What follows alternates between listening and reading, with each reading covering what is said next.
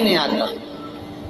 जब आपके हृदय में कभी कोई बात आ जाए कि बाबा आज मेरा मन ये कह रहा है और आपको सुनना है बाबा, आपको स्वीकारना है बाबा, आपको मेरे मन की बात जानना है बाबा, बस हाथ में चंदन लगाया, बेलपत्री का भाग इस तरह से पकड़कर शिव जी से अपने हृदय की बात कहकर, मेरे देवाधिदेव महादेव से दिल से कहकर, अशोक सुंदरी वाली जो जगह होती है, आपको बताया है अशोक सुंदरी का जो स्थान होता है, ये शिवलिंग या अशोक सुंदरी की जगह, इस बेलपत्र को अशोक सुंदरी वाली जगह पर जहाँ शिवलिंग है, शिवलिंग की साइड पर पहले नंबर की पत्ती का मुख होना चाहिए, बस उसको रख दीजिए और उस पर थोड़ी देर हाथ रखकर अपने हृदय की बात मेरे महादेव को दिल से कहकर आ जाइए। अगली सोमवार की अष्टमी या अगला प्रदोष या अगली शिवरात्रि जब आती है, मेरा महादेव आपकी मनोकामना का भाव पूर्ण करता है। ये शिव तत्व है। एक बात अपने जीवन में उतार कर रखिएगा, सोमवार की अष्टमी, शिवरात्रि या सोमवार, प्रदोष, बन सके तुम्हारे पास में शिवालय हो या बेलपत्री का वृक्ष हो, वहां दीप दान अवश्य करना चाहिए। अब एक बात का स्मरण आपको रहे थोड़ा सा, अगर किसी कामना के वश अगर हम दीप लगा रहे हैं या हमारे मन में कोई भाव उत्पन्न है और हम बाबा से कहना चाहते हैं कि बाबा मेरा ये कार्य है आप पूर्ण करिएगा, तो फिर शिव मंदिर में भी लंबी बाती का दीप आप प्रदोष या सोमवार की अष्टमी या सोमवार या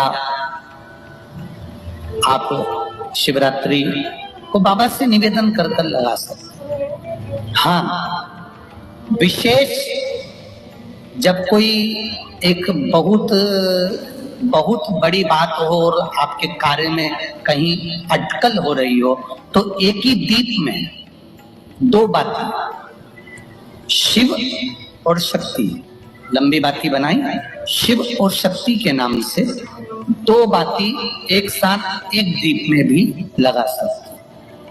पर कब? जब विशेष कोई आपका कार्य हो और वो अटक रहा हो, विशेष कोई कार्य, और आप बाबा से प्रार्थना कर रहे हो, तो दो बाती का भी प्रयोग आप कर सकते हो। ऐसे शिव तत्व। शंकर भगवान को धतूरा कब चढ़ाना चाहिए उसका विशेष ध्यान रखें। जैसे शिवरात्रि है, प्रदोष है, या सोमवार है, या कोई विशेष आपका उत्सव है, तो आप शिव जी को धतूरा चढ़ा सकते हैं। या विशेष कोई बीमारी ऐसी लग गई है या विशेष कोई तकलीफ ऐसी हो गई है जिसका निवारण नहीं हो रहा, तो आप धतूरा चढ़ा सकते। धतूरा चढ़ाने का भी एक क्रम है। हल्दी में भिगोकर धतूरा चढ़ाया जाता है लक्ष्मी के लिए। चंदन में भिगोकर धतूरा चढ़ाया जाता है आयु की वृद्धि के लिए। अबीर एक सफेद कलर का बॉर्डर होता है, अबीर गुलाल जो होती है, गुलाल में अबीर डलता है, चमकदार, आपने देखा होगा अबीर। तो अबीर में धतूरा जो डुबो कर चढ़ाया जाता है, अबीर को लगा कर चढ़ाया जाता है, वो रोग मुक्ति का होता है। काय के लिए होता है वो? रोग मुक्ति। ओम श्री शिवाय नमस्तुभ्यम, ओम श्री शिवाय नमस्तुभ्यम। रोग की मुक्ति। धतूरे का भी एक स्मरण होता है महाराज। बहुत भारी रोग है, बीमारी लग गई है, डॉक्टर अपना काम कर रहे हैं, घर का व्यक्ति बहुत बीमार हालत में पड़ा हुआ है, तो बेलपत्री के वृक्ष के नीचे भी शिवलिंग का निर्माण कर एक धतूरा समर्पित करा जाता है, जिससे रोग से मुक्ति होती है। उसमें ना तो हल्दी लगाई जाती है, ना चंदन लगाया जाता है, ना भीड़ लगाया जाता है, केवल धतूरा चढ़ाया। जिसके जीवन में हमेशा कांटे ही मिले हैं। बेटी बड़ी हुई तो घर में मायके ने दुख देखा, और मायके से गई ससुराल में तो ससुराल में दुख देखा। ससुराल में भी दुख देखने के बाद में भी पति को बहुत कुछ काम खुलवाया, बहुत धंधे खुलवाए, नौकरी लगवाई, पर वो पति बार बार छोड़ कर आ गया, बार बार तकलीफ भोग रहा है, बार बार कष्ट भोग रहा है। फिर थोड़े दिन काम करता है, थोड़े दिन छूट जाता है, फिर व्यापार में बढ़ता है, फिर छूट जाता है, फिर कोई दुकान खुल गई, थोड़े दिन अच्छी चली, फिर वापस वहीं घर पर आकर बैठ गया। अर्थात उसके जीवन में वो शूलता चल रही है। तो बाबा देवाधिदेव महादेव कहते हैं ये 3 घड़ी, 3 पल, 3 नक्षत्र, 3 समय, 3 दिन में जो शूल मुझे समर्पित करता है उसके जीवन से मैं शूल हटा देता। वो 3 दिन लिखे स्कंद पुराण।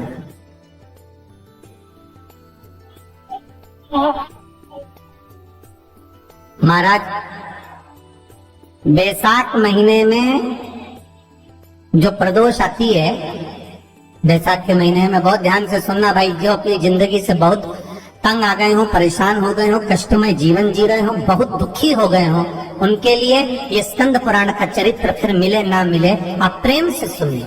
आओ, पहला बैसाख महीने की प्रदोष, चाहे वो शनिचरी प्रदोष हो, चाहे रविवार की हो, सोमवार की हो, मंगल की हो, बुधवार की हो, गुरुवार की हो, शुक्रवार की हो, शनिवार की हो, कोई भी वार की हो, पर बैसाख महीने की प्रदोष, प्रदोष काल में शाम का समय सूर्य डूब रहा हो, बस डूबा ही हो, और उस समय पर सूर्य के डूबन के तुरंत बाद बाबा को धतूरे के साथ में बेलपत्री ना चढ़ाते हुए बेलपत्री के वृक्ष के 7 कांटे बाबा के शिवलिंग पर समर्पित करे जाते हैं महाराज, अपनी जिंदगी में अड़चनों को हटाने के लिए। फिर आप जिस व्यापार में उतरे, जिस व्यवसाय में उतरे, जिस नौकरी में उतरे, आप दिल से करें, आपको तरक्की मिलेगी। आप हार नहीं सकते, नीचे नहीं आ सकते, उन्नति पर ही चढ़ेंगे। एक वैशाख मास की प्रदोष, दूसरा शिवरात्रि के दिन मध्याह्न का समय।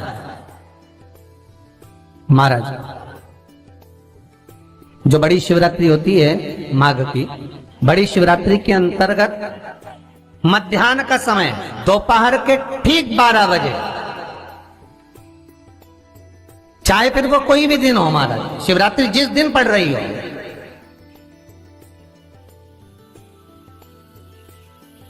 उस दिन भी धतूरे के साथ बाबा को 7 कांटे बेलपत्री के वृक्ष के समर्पित होते हैं महाराज। इसमें आप ये वाले जो कांटे हैं जो शिवरात्रि के दोपहर 12 बजे वाले हैं, अगर कोई मदिरा पीने वाला हो, व्यसन में डूबने वाला हो, कोई जुआ खेलने वाला हो, कोई गलत वैश्यावृत्ति करने वाला या अपने मार्ग से विचलित कोई व्यक्ति है, उसके लिए भी ये कांटे बहुत काम आते हैं। दूसरा, पार्वती तेरे द्वारा तेरे नयन अश्रु से जो प्रगटा हुआ बेल का वृक्ष है, द्वितीय शूल मैं वहां धारण करता, तृतीय शूल, तीसरा शूल जो वर्णन करा गया महाराज, भगवान श्रावण के महीने में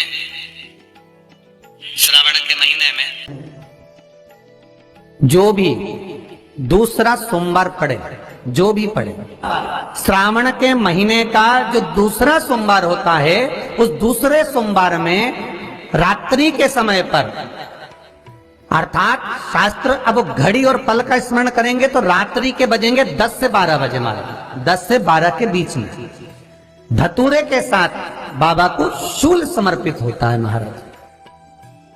ये भी हमारी बाधाओं को, हमारी तकलीफों को, व्यापार व्यवसाय के लिए, नौकरी सर्विस के लिए, बहुत सारे एग्जाम में आप बैठ लिए, गवर्नमेंट एग्जाम के लिए बैठ लिए, नहीं हो रहा, ये 3 बार मेरे शंकर को बेलपत्री के वृक्ष के शूल समर्पित होते हैं, उसका आनंद पाना और उससे अपने को सुख प्राप्त करना।